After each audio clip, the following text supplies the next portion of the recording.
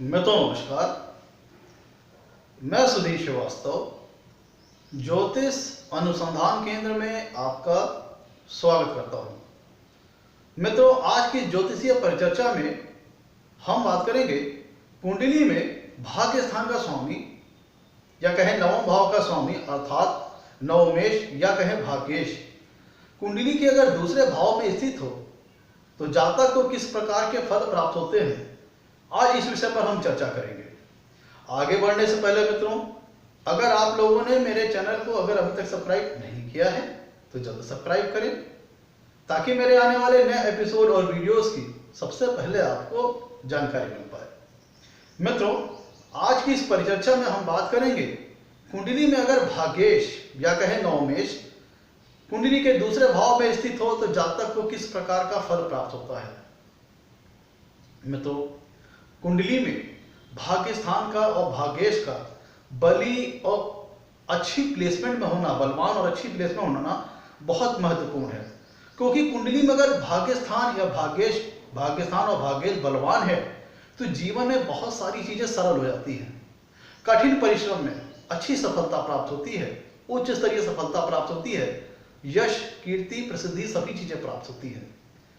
अगर भाग्य भाव कमजोर है, भाग्येश कमजोर है, तो इसका तात्पर्य यह है कि आपको किसी भी काम में सफलता प्राप्त करने के लिए पूर्ण रूप से परिश्रम करना पड़ेगा।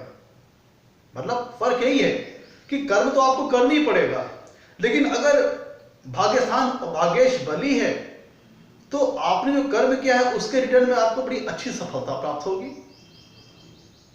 और अगर भाग्य स्थान कमजोर है तो आपको उसी चीज के लिए ज्यादा परिश्रम करना पड़ेगा। यही फर्क है भाग्य का कमजोर होना और भाग्य के मजबूत होने में। तो हमारा आज का टॉपिक है वो है नवमेश अगर कुंडली के दूसरे भाव में स्थित हो तो जातक को किस प्रकार के फल प्राप्त होते हैं। इस चीज को समझने के लिए हमें पहले में दो चीजों का समझना पड़ेगा कि कुंडली के नवम भाव से किन किन चीजों का विचार किया जाता है और कुंडली के दूसरे भाव से किन किन चीजों का विचार किया जाता है। मित्रों, कुंडली का जो नवम भाव है इससे हम विचार करते हैं धार्मिक कृत्यों का, धर्म का। नवम भाव को कुंडली में मित्रों भाग्य स्थान भी कहते हैं और धर्म स्थान भी कहते हैं। भाग्य स्थान मतलब ये बताता है कि आप लकी कितने हैं, कितने भाग्यशाली हैं इस जन्म में। आपका जन्म हुआ है, इसमें भाग्य आपका कितना साथ देगा, लक फैक्टर आपका कितना सपोर्ट करेगा। इन सब सारी चीजों का विचार हम कुंडली के नवम भाव से करते हैं। कुंडली के नवम भाव से यह पता लगता है, कुंडली के नवम भाव से यह पता लगता है कि व्यक्ति की ईश्वर के प्रति आस्था कितनी है, समर्पण कितनी है, व्यक्ति की धार्मिक कृत्यों में रुचि कितनी है, कर्म कांडों में रुचि कितनी है, व्यक्ति का पूजा पाठ के प्रति और जो कितना रुझान है। ये सारी चीजों का विचार हम कुंडली के नवम भाव से करते हैं।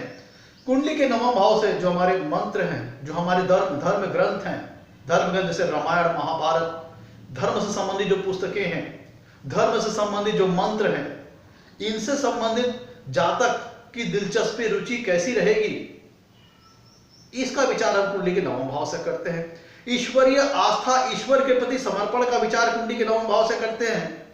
ईश्वर की कृपा दृष्टि जातक के ऊपर रहेगी या नहीं रहेगी, रहेगी तो कितनी रहेगी, इन सब सारी चीजों का विचार हम कुंडली के नवम भाव से करते हैं। मतलब क्या जातक के ऊपर ईश्वर की ब्लेसिंग, ईश्वर के आशीर्वाद, ईश्वर की कृपा दृष्टि जातक के ऊपर है या नहीं, इन सब सारी चीजों का विचार हम कुंडली के नवम भाव से करते हैं। कुंडली के नवम भाव से लंबी दूरी यात्राएं, लॉन्ग डिस्टेंस ट्रेवल्स का विचार करते हैं। जातक के दार्शनिक मतलब फिलोसफिकल व्यू, दार्शनिक जो उसका व्यू होता है, जातक कितना दार्शनिक, कितना फिलोसफिकल व्यू है उसका, इन सब सारी चीजों का विचार हम कुंडली के नवम भाव से करते हैं। धर्म का विचार कुंडली के नवम भाव से करते हैं। जातक को अपने जीवन में प्रसिद्धि कितनी प्राप्त होगी, फेम कितना प्राप्त होगा, इन सब सारी चीजों का विचार हम कुंडली के नवम भाव से करते हैं। कुंडली के नवम भाव से हम विचार करते हैं कि जातक का जो जीवन है उसमें लक फैक्टर उसका कितना साथ देगा, भाग्य उसका कितना साथ देगा। जातक अपने से बड़े गुरुजनों और अपने से बड़े लोगों का आदर सम्मान करेगा कि नहीं करेगा, अपने से बड़े लोगों के प्रति कितना डिवोटेड होगा, कितना रिस्पेक्ट करेगा, इन सब सारी चीजों का विचार कुंडली के नवम भाव से करते हैं। जातक के गुरु जो उसके टीचर्स हैं उनका विचार हम कुंडली के नवम भाव से करते हैं। अब आते हैं, आइए कुंडली के दूसरे भाव पे आए। तो मित्रों, दूसरे भाव से हम वाणी का विचार करते हैं, स्पीकिंग क्वालिटी का विचार करते हैं, स्पीच का विचार करते हैं। दूसरे भाव से हम वेल्थ, समृद्धि का विचार करते हैं, कुटुंब का विचार करते हैं, फैमिली का विचार करते हैं। जातक की मुखाकृति का विचार करते हैं, फेशियल स्ट्रक्चर का विचार करते हैं, आंख, नाक, दांत, मुंह, जीभ, इन सब सारी चीजों का विचार हम कुंडली के दूसरे भाव से करते हैं। भोजन का सुख कितना रहेगा, इसका विचार हम कुंडली के दूसरे भाव से करते हैं।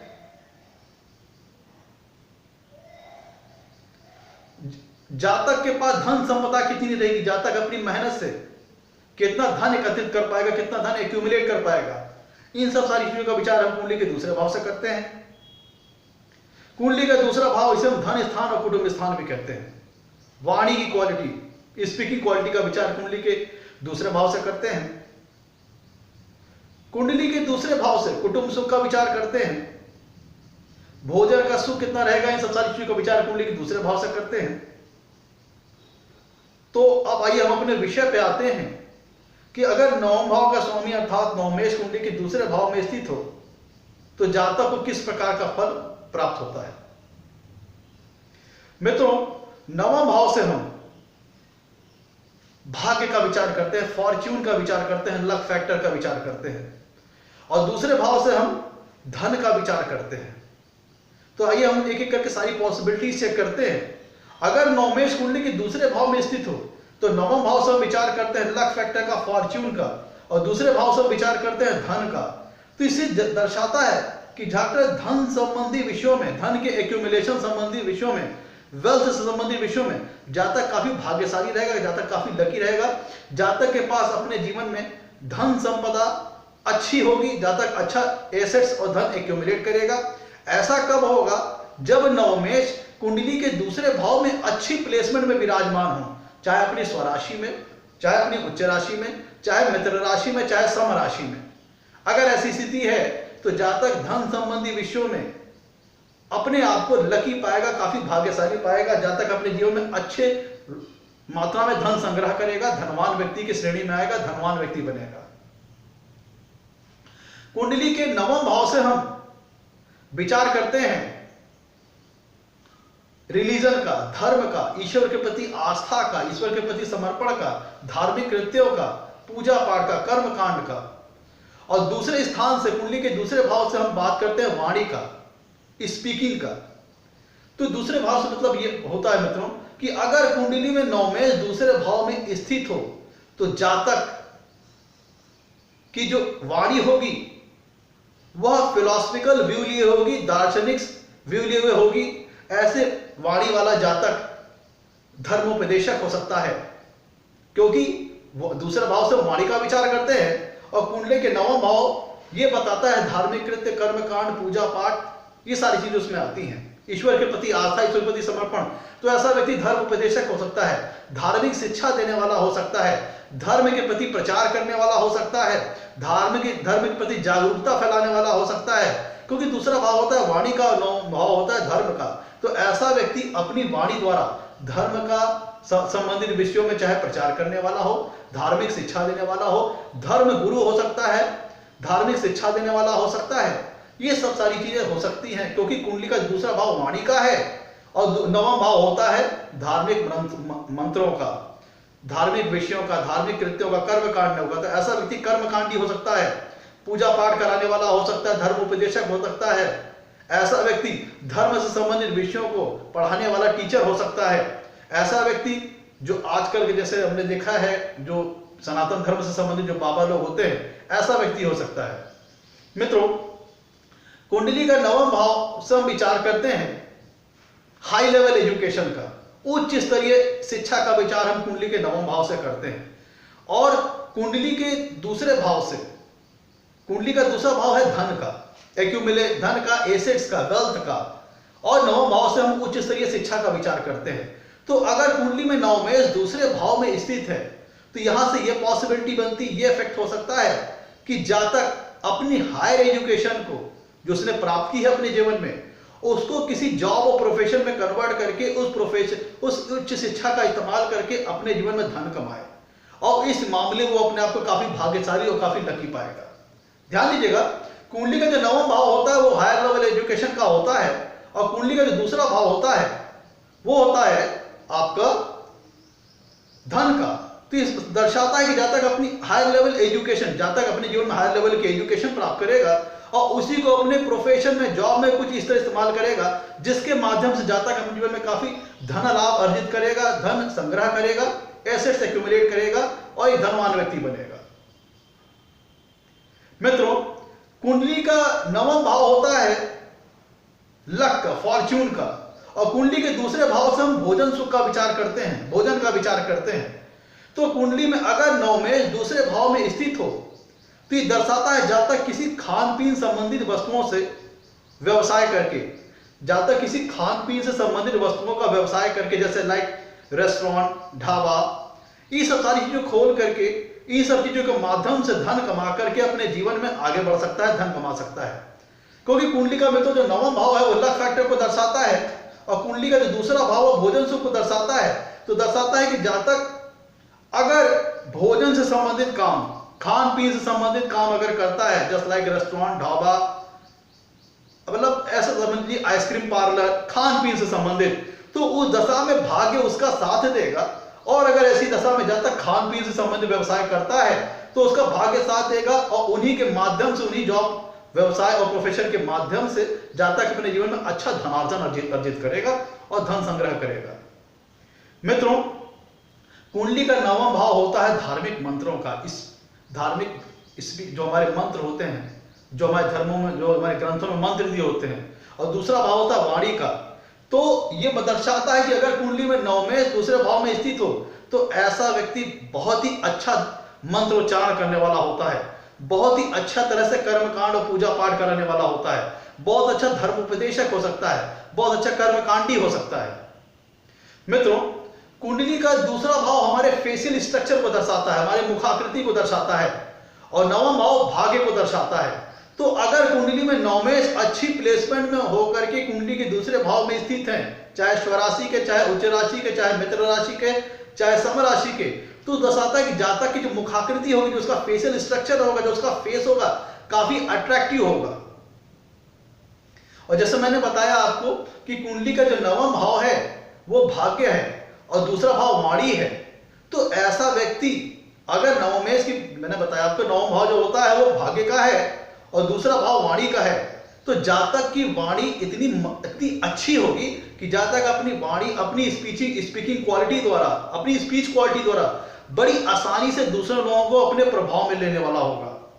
अगर कुंडली में नवमेश दूसरे भाव में स्थित हो अच्छी प्लेसमेंट में, तो ये दर्शाता है कि जातक बहुत अच्छा कुशल वक्ता होगा, अपनी बोलचाल के द्वारा, अपने स्पीकिंग क्वालिटी के द्वारा बड़ी आसानी से दूसरे व्यक्ति को अपने प्रभाव में लेने वाला होगा।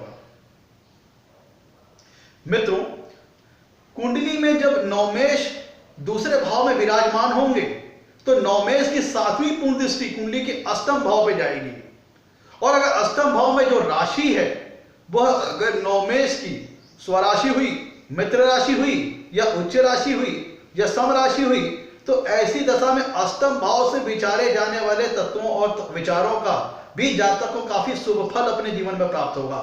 जैसे जातक की आयु अच्छी रहेगी, जातक को पैतृक संपत्ति प्राप्त हो सकती है, मतलब इनहेरिटेंस द्वारा प्रॉपर्टीज, इनहेरिटेंस द्वारा एसेट प्राप्त होता है, इनहेरिटेंस द्वारा संपत्ति प्राप्त हो सकती है, पैतृक संपत्ति या किसी अन्य व्यक्ति की संपत्ति जातक को प्राप्त हो सकती है। कुंडली का अष्टम भाव होता है अनअर्न्ड मनी का, एक ऐसा पैसा जिसको आपने परिश्रम करके नहीं कमाया है।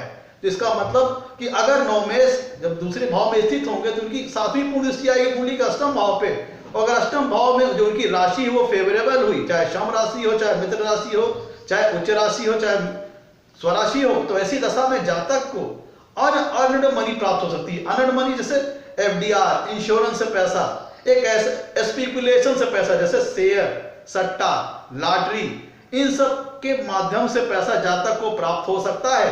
अगर अष्टम भाव में जो राशि हुई वह नवमेष की मित्र राशि या स्वराशि या उच्च राशि या समराशि हुई, तो ऐसी दशा में चूंकि नवमेष दूसरे भाव में स्थित है तो उनकी सातवीं कुंडली अष्टम भाव में आएगी।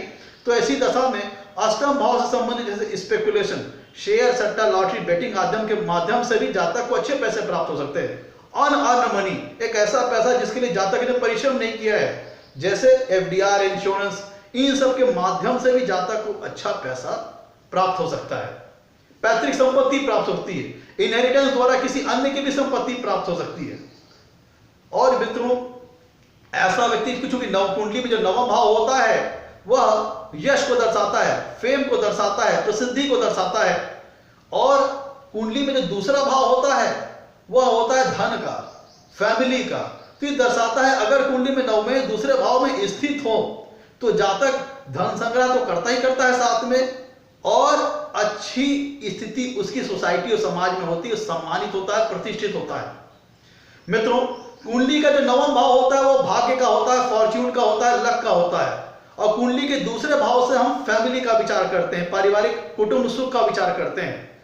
तो अगर कुंडली में भाग्येश कुंडली के दूसरे भाव में स्थित हो तो ये स्थिति दर्शाती है कि जातक को कुटुंब सुख अपने जीवन में बड़ा अच्छा प्राप्त होगा। जातक की पत्नी, जातक को पत्नी और बच्चों का बड़ा अच्छा सुख प्राप्त होता है, एक अच्छा कुटुंब होता है उसका। लेकिन ऐसा कब होगा? जब नवमेष की दूसरे भाव में प्लेसमेंट फेवरेबल हो, अच्छी हो, मजबूत हो, चाहे मित्र राशि हो नवमेष की दूसरे भाव में, चाहे स्वराशि, चाहे उच्च राशि, चाहे कह लीजिए कि चारों में से कोई भी हो, नवमेष की दूसरे भाव में स्वराशि, चाहे उच्च राशि, चाहे मित्र राशि, चाहे चम राशि, ऐसी स्थिति है तो जातक कुटुंब के सुख मामले में अपने आप को भाग्यशाली पाएगा और जातक को कुटुंब का सुख बड़ा अच्छा प्राप्त होगा, बीवी बच्चों का बड़ा अच्छा सुख प्राप्त होगा। ऐसा तब होगा जब कुंडली में नवमेष दूसरे भाव में अच्छी प्लेसमेंट में हो, क्योंकि नवमेष जो दूसरे भाव का संबंध है वो 6-8 का है। तो अगर नवमेष की प्लेसमेंट दूसरे भाव में गड़बड़ा गई तो इन सारे शुभ फलों में बहुत कमी आ जाएगी। और बहुत अगर विपरीत स्थिति में हुई, जैसे नवमेष अगर दूसरे भाव में नीच राशि के हुए, फिर शत्रु राशि के बहुत ज्यादा पाप ग्रहों से प्रभावित हुए, तब इसका फल में काफी कमी आ जाएगी, निकृष्ट फल भी प्राप्त हो सकते हैं। तो इसीलिए नवमेष के अगर दूसरे भाव में प्लेसमेंट अच्छी है तो जो सारी चीजें मैंने बता रहा हूं आपको वो सारी चीजें लागू होंगी। नवमेष के अगर दूसरे भाव में प्लेसमेंट अच्छी रही तो अच्छा कुटुंब सुख, अच्छा धन सुख, अच्छा उसे सम्मान, मान, प्रतिष्ठा अपने जीवन में प्राप्त होती है। दूसरा भाव में तो कुंडली का नवम भाव होता है वो लंबी दूरी की यात्राओं का होता है, लॉन्ग डिस्टेंस ट्रेवल्स का होता है। और दूसरा भाव होता है वो कुंडली का धन से संबंधित होता है। तो जातक किसी इस प्रकार के भी जॉब और प्रोफेशन में इन्वॉल्व होंगे, चाहे वो खुद उसमें ट्रेवलिंग का बिजनेस हो या खुद कुछ ऐसे जॉब और प्रोफेशन में इन्वॉल्व हो, ऐसे व्यवसाय में इन्वॉल्व हो जहां पर उसे ट्रेवलिंग बहुत करनी पड़े, चाहे वो ट्रेवलिंग तीर्थ यात्राओं से संबंधित हो, चाहे वो जॉब, व्यवसाय और बिजनेस से संबंधित हो, चाहे खुद ट्रेवलिंग का ही बिजनेस क्यों ना हो, क्योंकि नवम भाव लॉन्ग डिस्टेंस ट्रेवल का है और दूसरा भाव धन का है। तो यहाँ पे ये भी पॉसिबिलिटी बनती है कि जातक कुछ ऐसे जॉब, प्रोफेशन, ऐसे व्यवसाय में एंगेज होगा जहां पे खुद या तो व्यवसाय ट्रेवलिंग का हो या तो उसे खुद ट्रेवलिंग में रहना पड़ता हो, जिसके चलते जातक का इस क्षेत्र में भाग्य साथ देगा और जातक इस क्षेत्र के माध्यम से अपने जीवन में अच्छा धनार्जन कर पाएगा। तो मित्रों, आज ये हमारा एपिसोड कुंडली में अगर नवमेष दूसरे भाव में स्थित हो तो कैसा फल प्राप्त होता है। आपको हमारा एपिसोड पसंद आया हो तो इसे लाइक करें, हमारे चैनल को सब्सक्राइब करें। आज के लिए इतना ही मित्रों, धन्यवाद।